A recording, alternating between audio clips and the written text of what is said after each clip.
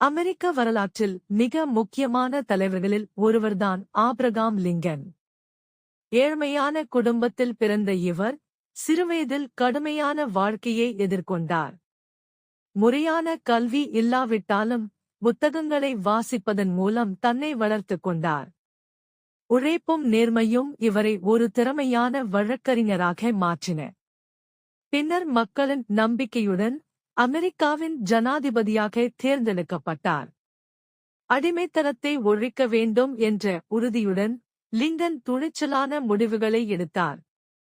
அவர் எடுத்த முடிவுகள் கோடிக்கணக்கான மக்களுக்கு சுதந்திரத்தை வழங்கின.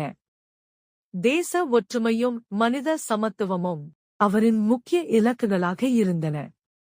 அதற்காக அவர் உயிரையும் அர்ப்பணித்தார். இன்றும் ஆபிரகாம் லிங்கன் நேர்மை, தைரியம், மனிதநேயத்தின் உயரிய அடையாளமாக நினைவுகூரப்படுகிறார்.